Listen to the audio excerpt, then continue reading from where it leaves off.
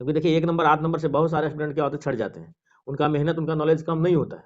और मैं एक बात और कह रहा हूँ, जिनका 1 नंबर 2 नंबर 3 नंबर से नहीं हुआ ना, वो हताश नहीं हुई, बीपीएससी में सब लगा रहता भैया। नमस्कार, स्वागत है आपका डिविजन पंच के में। देखिए 17 बीपीएससी पीटी का रिजल्ट जारी हो चुका है।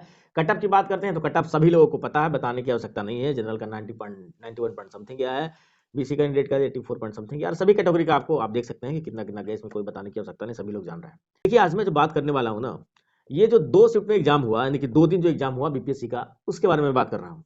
ये आप इस बात को लेकर खुद भी एनालाइज कर सकते हो कि यहाँ पर जो मैं बात बताने जा रहा हूँ, ये बात गौर करने वाली है या नहीं, आप खुद भी देख सकते हैं। देखिए 2 दिन एग्जाम हुआ, 13 दिसंबर 2024 को और 4 जनवरी 2025 को।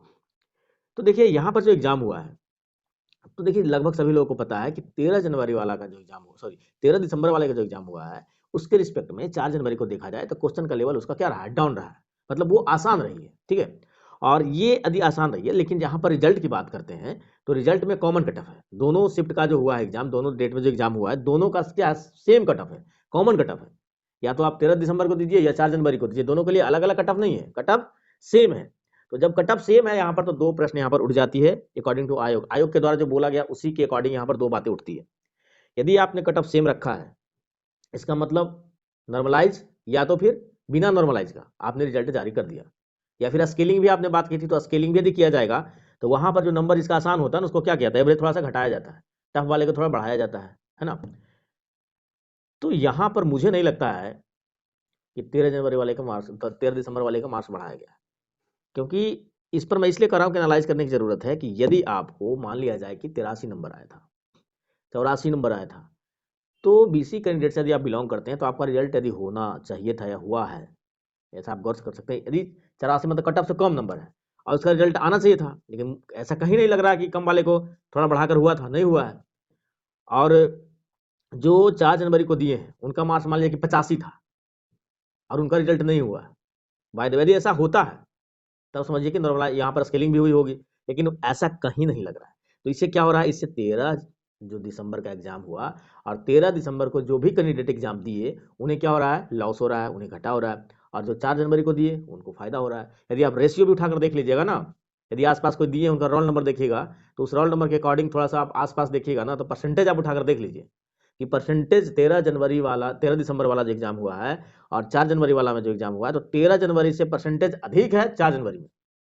आप एक गौर करके देखिएगा। इससे ये पता चल रही है कि ना तो स्केलिंग हुई है, नॉर्मलाइजेशन वगैरह कुछ नहीं, जो भी हुआ सीधे जो भी मार्क्स आया है उठाकर सीधे रख दिया गया है और रिजल्ट को सरिया दिया गया है। इससे क्या होगा, समझ रहे हैं बात आप।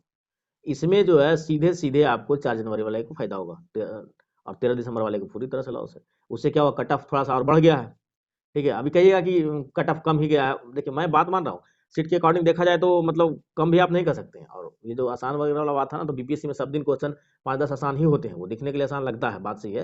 लेकिन निगेटिव में जहाँ आप जब जीके लगाओगे तो सबका पता चल जाता है कि कितना आ रहा नहीं आ रहा। तो यहाँ पर बात ये है कि दोनों 2 शिफ्ट में जो एग्जाम हुआ है, आयोग जो बात पर अड़ी थी ना कि हम नॉर्मलाइजेशन नहीं करेंगे, स्केलिंग करेंगे, ये करेंगे, नॉर्मलाइजेशन उन्होंने नहीं किया, स्केलिंग भी नहीं किया, अब सीधे रिजल्ट दिया, तो इसमें घाटा किसको है, स्टूडेंट को है। तो मुझे लगता है कि इस विषय पर जो है आप खुद भी एनालाइज कर सकते हैं, कमेंट बॉक्स में इस बात की चर्चा पर आप ध्यान दे सकते हैं, ठीक है ना। कोई आसपास का दोनों डेट में जो एग्जाम दिए हैं उससे एनालाइज कीजिएगा, तो पता चलेगी बात को, ठीक है, कि आयोग ने क्या किया है। और बाकी बात है, तो ये कोर्ट में केस चल रही है, तो ये मुद्दा भी बहुत जरूरी है कि ये जो रिजल्ट आपने कॉमन कट ऑफ दिया, ये कैसे दिया, इसका एक्सप्लेनेशन आपको देना पड़ेगा, क्लैरिफिकेशन आपको देना पड़ेगा कि आपने ऐसा कैसे किया, ठीक है। सिर्फ लिख देने से कि स्केलिंग करेंगे, नॉर्मलाइजेशन नहीं करेंगे, उससे नहीं होगा। आपने किस तरह से किया वो भी वहाँ पर आपको बताना होगा। क्योंकि देखिए 1 नंबर 8 नंबर से बहुत सारे स्टूडेंट क्या होते हैं, छट जाते हैं। उनका मेहनत, उनका नॉलेज कम नहीं होता है। और मैं एक बात और कह रहा हूँ, जिनका 1 नंबर 2 नंबर 3 नंबर से नहीं हुआ है ना, वो हताश नहीं हुई, बीपीएससी में सब लगा रहता भैया, ठीक है। यदि आगे भी एग्जाम होगी ना, तो बीपीएससी में यदि आपको 2 नंबर 1 नंबर बाउंड्री पर यदि आप है ना, तो आप पर खतरा हमेशा बना रहेगा, ये ध्यान दीजिएगा, हमेशा बना रहेगा। तो जब तक आप कट ऑफ से 5 नंबर अधिक नहीं है, जब तक आप सेफ जोन में बीपीएससी में नहीं रह सकते हैं। कहने के लिए लगता है बीपीएससी एग्जाम जब देकर आइएगा ना, तो सभी को 100 प्लस रहता है, लेकिन घर आते आते वही 95 आंसर के आते आते 80 हो जाते हैं, ठीक है। तो इस पर थोड़ा सा हताश नहीं होएगा जिनका नहीं हुआ है। और आदि आगे एग्जाम री एग्जाम भी होती है ना, तब भी एक चीज़ का ध्यान रखिएगा कि यदि बाउंड्री पर आप हैं तो कन्फर्म मत मानिएगा, क्योंकि बीपीएससी का हमेशा इतिहास रहा है, 2-3 क्वेश्चन डिलीट करने के बाद इधर उधर हो जाती है कटअप, या फिर आंसर की चेंज होने पर इधर उधर हो जाती है। तो उनका भी तैयारी है, जो 2-3 नंबर से नहीं हुआ है उनका भी तैयारी है, अच्छी तैयारी है। उनका थोड़ा सा भाग्य साथ नहीं दिया है, तो उनको हताश होने की आवश्यकता नहीं है। आगे आपको ध्यान लगाना है, मेहनत करते रहना है। मेहनत से पीछे भाग जाइएगा, फ्रस्ट्रेट हो जाइएगा, तो आगे एग्जाम बहुत सारे आने वाले हैं, बीपीएससी ही आएगी तो वहाँ पर आपको दिक्कत होगी।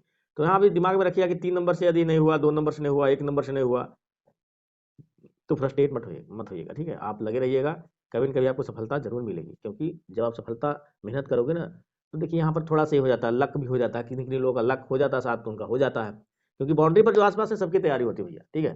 तो यही था इंपॉर्टेंट वीडियो। आपको कैसा लगा वीडियो कमेंट में बता सकते हैं। यदि आपको वीडियो अच्छा लगा, वीडियो को लाइक कीजिए, चैनल को सब्सक्राइब करके बेल आइकन दबाना ना भूलें, ताकि इस तरह का अपडेट आपको मिलता रहे। तब तक थैंक यू, मिलेंगे नेक्स्ट वीडियो में।